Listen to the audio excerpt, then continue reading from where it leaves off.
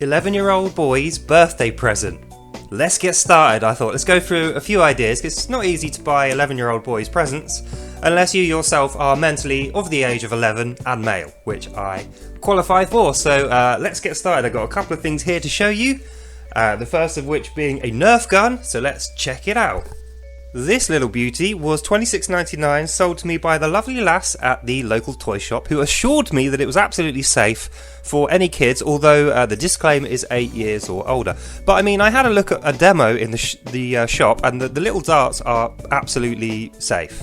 The first thing you'll notice about this Nerf Ultra version 2 6X is that it's a gun. So some parents are going to be like, oh, we can't give our boy a gun, we'll teach him how to shoot things and turn him into a psychotic killer. What you've got to think is, that's complete nonsense. He's a little boy. He wants you to give him toy guns so that he can shoot little rubber darts at his friends.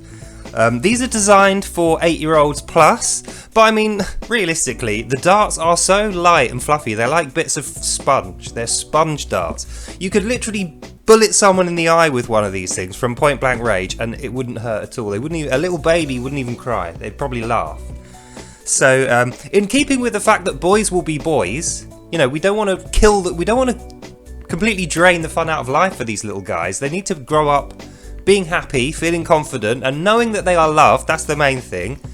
Maybe we should give them a little bit of what they want and then a lot of what they need, which is going to be all that stuff. So yeah, some parents will say nay to the fact that it's a gun. I say yes to the fact that it's a piece of plastic that is shaped like a gun that fires pieces of sponge. It's not actually a real gun, so a little guy who's 11 will absolutely love this. Next up, we got a little bit of classic 1990s board game action with Buckaroo.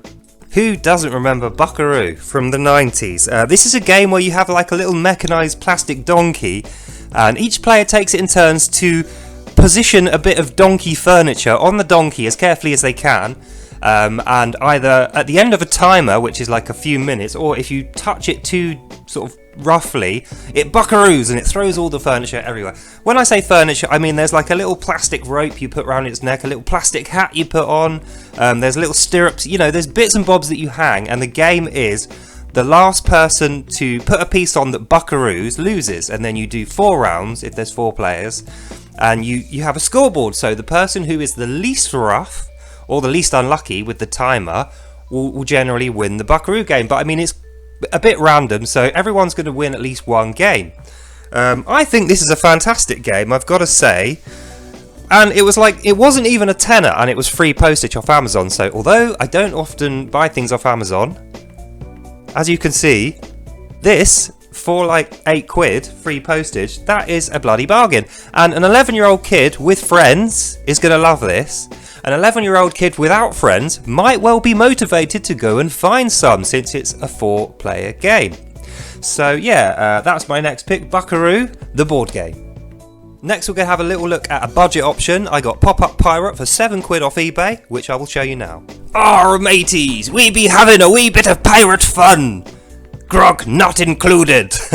Yep, so another bit of 90s fun for you. I got this one off eBay. I think it might be second hand, but I mean, it's got all the pieces, the booklet, the box is in pristine condition. It might as well be new, but I saved a few quid, so you know, he's not going to care when he gets it. And this is another fantastic game, again from the 90s. And how it works is you have like a little mechanical barrel, and you put the pirate in the top, and then you take turns as players to stick the knives in the barrel. There's like little plasticky blunt knives. You stick them in all the holes, and one of the holes pops the pirate up and he goes, "Arr!" and like pops out the top. So it's like a bit of a jump scare game. It's quite fun. Little kids can play it as well. And you're not going to play it as long. It's kind of a bit of a party game. You know, if you have lots of people, a game lasts a minute or something like that, a minute and a half. So you've got like 1 million kids at a kids party and you're panicking, oh, what do I put in front of them to shut them up for 5 minutes? Pop-Up Pirate's going to be your go-to for that. So yeah, like I said, it was really cheap. It was just over £5. I had to hand collect it. But I mean, I could have paid a £5 for postage and doubled the cost of it, which I wasn't willing to do. So yeah, in conclusion, Pop-Up Pirate, an excellent game for 8 years kids and up. But like I say, little kids easily will get the hang of this. It's not dangerous at all. When the pirate pops up, he's got like a spongy bit on his head, and he doesn't fly out like a bullet. So it's for the for the paranoid, panicky parents, it's not going to be harmful to your pets, your kids, or yourself, you little snowflake. Alright, so yeah, like I say, the kid's going to love it, and he will know you love him or her when they receive these kind of things, because they're just colourful and they're fun. Next, we look at the other end of the budget range, the £100 Evercade EXP gaming handheld console. Now, first of all, I'm not suggesting you should go and spend £100 on your 11-year-old nephew if he doesn't deserve it. The reason I've spent £100 on my 11-year-old nephew is because he's extremely good at school, he's extremely well behaved, he's a really good conscientious lad, and I feel like his mother is extremely tough on him and quite stingy and doesn't give him enough stuff, so she isn't going to like the fact that I got this for him and will probably not allow him to have it, but he will be aware that this belongs to him, so if he ever toddles along to visit me, he'll have this to play on. So the Evercade EXP plays classic games. There's no microtransactions. The games are £20 each. They come in a little plastic box like this. This is one here. As you can see, Sydney Hunter Collection. This has got 6 games on it. For 20 quid is pretty bloody good for these days. And like I say, each game is, you pay for it and you can use it to the fullest. It's on a little plastic cartridge. In fact, I'll show you. I've got one of these myself. So this is what the cartridges look like that. You know, it's like the old whack-em-in. It's quite a hardy device. I mean, I've dropped this a few times and it still works.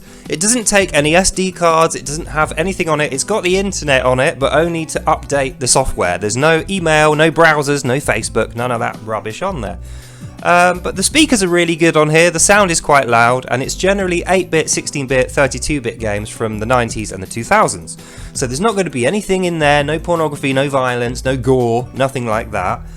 So it's just good, clean fun. And what I find is I can chuck this in my bag when I go out, and it provides me endless amounts of entertainment. If I'm entertainment? Yes, entertainment. It provides me hours of entertainment when I'm on the tube or the train, or if I'm stuck somewhere in traffic or whatever.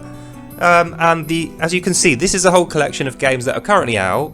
There's 50 games, and a new one comes out every month. So there's never going to be an end to the amount of games you can get on this system. And I think for 100 quid, considering it comes with the Capcom IREM collection, which is 18 games, one of them being Street Fighter 2, which is absolutely amazing, it's pretty good. It's a bit of a bargain. And it's got a little port in the bottom there, so you can actually buy a separate controller, plug in a separate controller, and play 2-player on it, which is obviously good if you have friends. And the other thing you can do is you can plug it into your TV, use it as a TV console. So when you bring it round to Grandma's house and she's boring the hell out of you, you can plug it into her TV and have a few hours on your game. So yeah, I think, like I say, I'm not saying everyone rush out and spend 100 quid on your nephew, unless you can afford it and they absolutely deserve it. But if you want to put that little extra bit of pizzazz into the presents that you buy, you can do worse than an Evercade EXP 100 quid with the 18 games. Just don't tell his mum that you're going to get it, because she will. And finally, I have an educational toy, a National Geographic Earth Science Activity Kit, plus all the trimmings. So I left this one until last, because I like to leave the best until last, the National Geographic Earth Science and Creativity Kit. So within here, I also included a little SanDisk memory card, because a lot of this stuff you can use for school projects, and obviously now school projects are all done on a tablet or a laptop, so it might help to have one of these things. That was 15 quid. You can get cheaper ones, but this is the best one for kids because it's the fastest and the most hard wearing.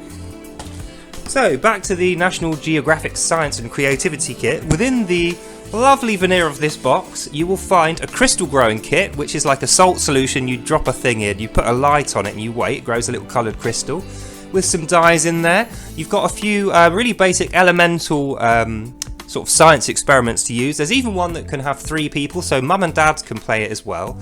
And what you find is that this is a fun way to get child or children involved in science and get them excited about the properties of physics, which I think is the only science that you really need to care about if you want to make money and have fun at the same time. So there's some other stuff in there. There's like a little sea monkeys type packet thing you put in water and it like turns into little creatures.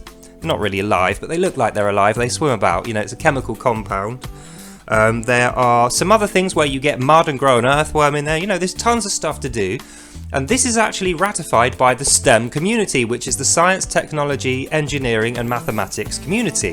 So it's definitely the sort of thing your child will like, and it's something educational which your school will appreciate that you've introduced them to. So who I would definitely buy this for is a kid who is reluctant to get into maths and science, who thinks it's boring, or a really nerdy kid who already loves those things, because it's very colourful and fun. The booklet for instructions is really good, and it's got a separate guide for parents, so you can help your kid get through all the experiments. But I mean, like I say, it's fairly easy. It does say 11 to 12 and upwards, so don't give it to anyone younger than that. Not that it will be dangerous for them, of course it won't, but they won't be able to figure it out, and they might just not enjoy it, because it's, you know, they won't be doing science before that age anyway, really. So yeah, just over 20 quid from Bandai UK, had it delivered, free postage once again. And I think this, as you can see, with the National Geographic branding on there, is absolutely worth a pop, just to give an educational slant to one of your presents. So that brings us to our close. In conclusion, I spent just under 80-90 quid, something like that altogether. This is also because my nephew barely ever gets to see me, so I've spent a lot on him.